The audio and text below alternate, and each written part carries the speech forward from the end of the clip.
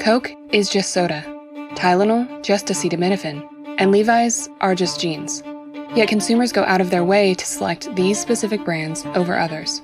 An economist would say, how is this possible that a rational consumer would be willing to pay more for exactly the same thing? We love to think about ourselves as rational. That's not how it works. A very famous study done by colleagues at Duke University had flashed either the Apple logo or the IBM logo to two randomized groups of participants. The study found that after being subliminally exposed to the Apple logo, compared to when you've been exposed to the IBM logo, participants performed better on creative tasks. And the argument is that Apple has been telling you this story over and over again, that Apple is the brand for hip, cool, fun, creative people. This is the true power of brands. They can influence our behavior in ways that extend way beyond the point of sale. So, to what degree can the influence of brands wreak havoc on our ability to make rational spending decisions? This is Your Brain on Money. This is Americus Reed. He studies identity and marketing at the University of Pennsylvania.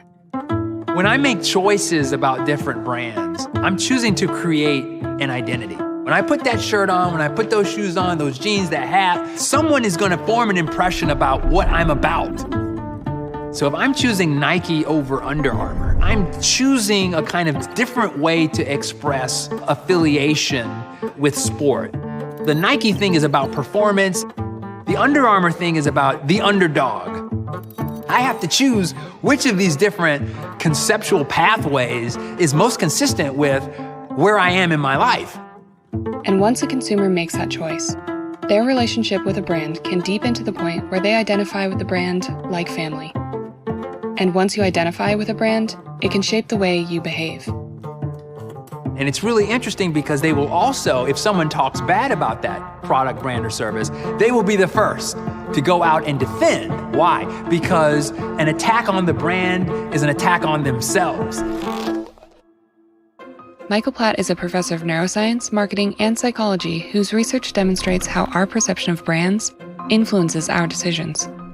There's an idea in marketing, which is that we relate to brands in the same way we relate to people. It's like, I love this brand, or I hate this brand. Of course, what people say, right, can often be different from what's really going on in their heads. So we thought, well, why don't we just ask the brain directly? Michael and his team observed the brains of iPhone users and Samsung Galaxy users with an MRI machine, while they heard good, bad, and neutral news about Apple and Samsung. Apple customers showed a brain empathy response toward Apple that was exactly what you'd see in the way you would respond to somebody in your own family. Strangely, Samsung users didn't have any positive or negative responses when good or bad news was released about their brand.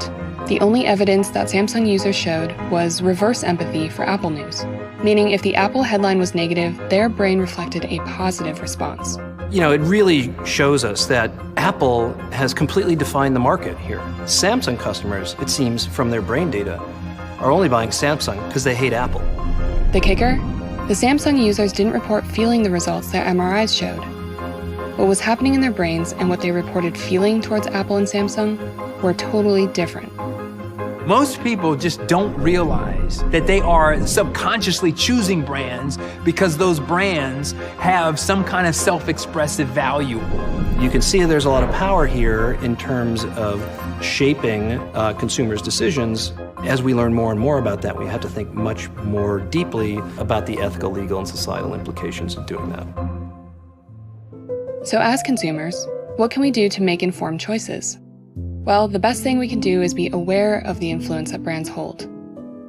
I think it's important to always pause and think a little bit about, okay, why am I buying this product? And like it or not, brands aren't going anywhere. I've heard lots of people push back and say that I'm not into brands. I take a very different view. They're not doing anything any different than what someone who affiliates with a brand is doing. They have a brand. It's just an anti-brand brand. When I think about what is it that I've learned about identity over time, I think a lot of it has to do with the fundamental need that we as humans have to have support systems. Perhaps it was the church, it was the community, it was these other institutions that existed. Now brands have stepped in as pillars of our identity. So I'm very much motivated to see that in that positive light.